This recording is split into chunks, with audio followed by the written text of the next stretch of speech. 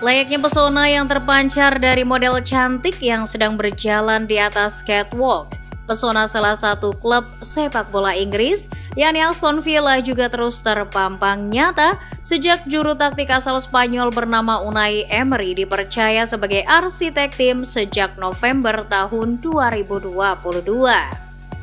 Semua penikmat sepak bola angkat jempol buat Unai Emery, menyusul lonjakan performa yang dialami Aston Villa.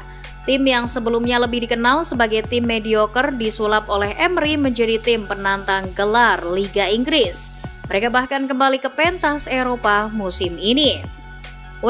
Menyandang status sebagai tim mediocre selama bertahun-tahun membuat Aston Villa tak banyak memiliki kenangan manis untuk diceritakan. Ketimbang kisah manis, mungkin kisah tragis dari klub asal Birmingham ini lebih menarik untuk diceritakan.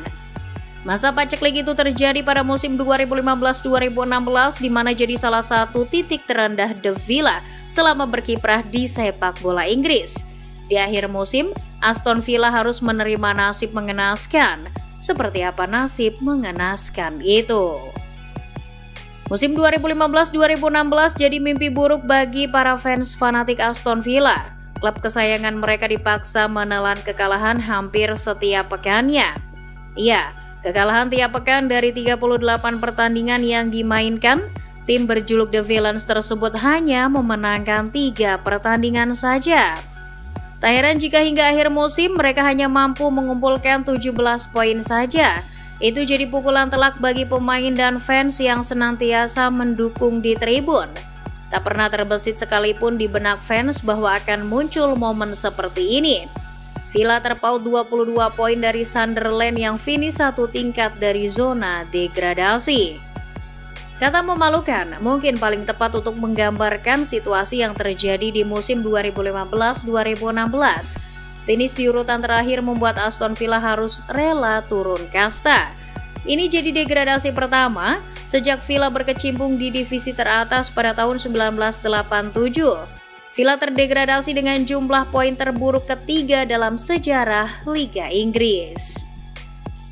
Sebetulnya Aston Villa memulai musim dengan cukup baik. Skuad asuhan tim Sherwood berhasil memenangkan pertandingan pembuka melawan Bournemouth. Musim 2015-2016 seharusnya jadi musim penuh pertama Sherwood sebagai manajer Aston Villa setelah ditunjuk pada pertengahan musim 2014-2015. Sayangnya Sherwood hanya manis di awal. Belum genap 3 bulan, ia sudah dipecat pada Oktober 2015. Setelah kemenangan atas Bournemouth, Sherwood hanya memberikan 1 kemenangan dari 9 pertandingan. Terlebih komentarnya soal perasaan muak terhadap kondisi tim jadi evaluasi manajemen kala itu. Sempat ditangani Kevin McDonald, Remy Garde pun akhirnya ditunjuk untuk melanjutkan asa Aston Villa di Liga Inggris. Kemenangan atas Norwich City pada awal Februari memberikan secercah harapan. Iya, di momen ini emosi para fans kembali dipermainkan. Ketika keyakinan terhadap Garde mulai muncul, seketika langsung dipatahkan saat Aston Villa kembali mengalami kekalahan demi kekalahan hingga akhir Maret. Tak ada pilihan lain selain memecat Remy Garde. Waktu yang kian sempit membuat Villa kesulitan mencari pelatih baru. Akhirnya Eric Black yang sebelumnya berstatus sebagai asisten pelatih terpaksa harus naik jabatan sebagai pelatih interim hingga akhir musim 2015-2016. Eric jadi pelatih keempat di musim ini, doi yang minim pengalaman pun tak bisa berbuat banyak. Dari 7 laga yang dipimpinnya, Aston Villa hanya memperoleh 1 poin dari hasil imbang melawan Newcastle United. Villa hancur musim itu, 19 pertandingan tanpa kemenangan. Villa antara Agustus dan Januari adalah yang terpanjang dalam sejarah klub. Eric memang tak becus dalam menangani tim, tapi pernyataan Eric Black di penghujung musim telah memancing keingintahuan media. Eric mengatakan kalau melatih Aston Villa jadi momen yang luar biasa baginya. Saya tak akan melupakan masa singkat ini. Tak ada pekerjaan sesulit menangani Aston Villa saat ini, mengingat hal-hal negatif telah begitu lama menyelimuti klub. Sontak pernyataan Eric tersebut meninggalkan sebuah teka-teki. Apa yang sebenarnya terjadi terhadap klub kebanggaan masyarakat Birmingham tersebut? Jika Erik tahu sesuatu, mengapa dirinya hanya diam? Usut punya usut, terdegradasinya Aston Villa pada musim 2015-2016 ternyata merupakan muara dari rangkaian masalah yang muncul di internal klub. Mulai dari intrik-intrik kecil yang terus bergulir dan akhirnya membesar, layaknya bongkahan bola salju. Tapi tak akan ada muara jika tak ada hulu. Lantas, dari mana sumber masalah Aston Villa berasal? Bencana Aston Villa terjadi pada tahun 2016, tapi permasalahan sudah mulai muncul sejak 10 tahun sebelumnya. Kemunculan masalah berasal dari internal klub yang berkutat antara keputusan pemilik klub yang terbilang terburu-buru dan menimbulkan efek domino yang dahsyat. Pemilik klub yang salah mengambil keputusan itu adalah Randy Lerner. Flashback ke tahun 2006, Randy Lerner, seorang miliarder dari Amerika Serikat, mengambil alih kepemilikan Aston Villa pada pertengahan Agustus. Seperti yang diwartakan The Guardian, kedatangannya dengan membawa uang sebesar 62 juta pounds ke Villa Park telah mengakhiri 35 tahun kepemimpinan Doug Ellis, sosok yang dikenal sebagai presiden seumur hidup di Aston Villa. Randy Lerner mengemban misi membawa Aston Villa meraih kesuksesan secara berkelanjutan. Pria yang kala itu berusia 44 tahun itu juga menegaskan bahwa untuk menuju tujuan tersebut fans harus bersabar, karena rencana yang disusun oleh Randy dan timnya tak akan terwujud dalam semalam. Alih-alih bersabar dan mengadopsi pepatah Jawa alon-alon asal kelakon, Randy Lerner justru keblinger. Di luar perkiraan, akuisisi pengusaha asal Amerika Serikat itu langsung berdampak positif bagi performa Aston Villa yang kala itu dilatih oleh Martin O'Neill. Ya, meskipun cuma memperbaiki posisi klasemen, itu jadi kemajuan yang disambut sukacita oleh fans. Musim sebelumnya, yakni musim 2005-2006, hanya duduk di urutan ke-16. Sementara di musim 2006-2007, Villa mampu mengakhiri musim di peringkat 11. Peningkatan itu disinyalir berkat investasi yang digelontorkan oleh Randy. Di awal musim 2006-2007, ia mengeluarkan dana sekitar 22 juta pounds untuk mendatangkan beberapa pemain baru. Angkatan pertama dari proyek Randy Lerner yang mungkin paling diingat adalah Ashley Young dari Watford, serta duo Stilian Petrov dan Sean Maloney dari Celtic. Melihat peningkatan tersebut, Randy semakin pede ngeluarin duit senilai 50 juta pounds untuk merekrut pemain-pemain dengan kualitas yang lebih mantap macam James Milner, Emil Heskey, dan Carlos Queiroz. Semakin banyak uang yang diinvestasikan, peringkat Aston Villa kian membaik. The Villains bahkan sempat menembus zona Eropa di musim 2008-2009. Kesuksesan ini membuat Randy Lerner buta. Ia hanya memikirkan peningkatan kualitas tanpa memperhatikan keseimbangan finansial tim.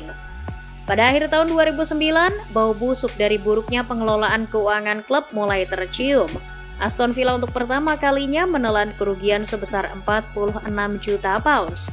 Itu angka yang fantastis, mengingat musim sebelumnya Villa hanya menanggung kerugian di angka 7,3 juta pounds. Setelah ditelusuri lebih lanjut, banyak pembengkakan dalam pengeluaran tim. Dalam satu musim, biaya operasional transfer pemain dan lain-lain meningkat sampai 50%.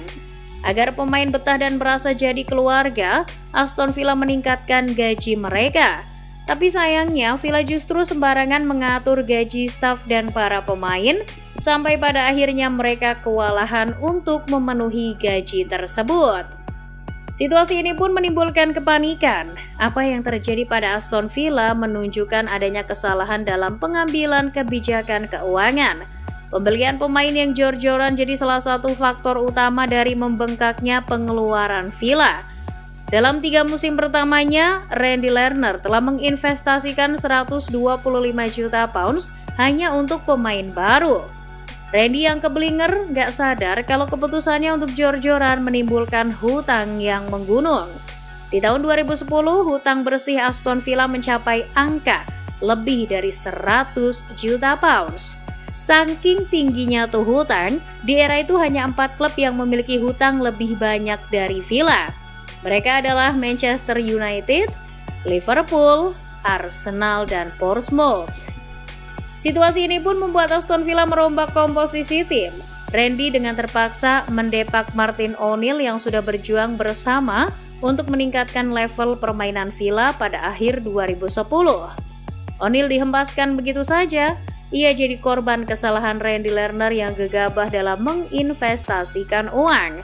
Situasi ini pula yang membuat James Milner, pemain yang digadang-gadang bakal jadi saksi suksesnya proyek Randy, bergabung dengan Manchester City.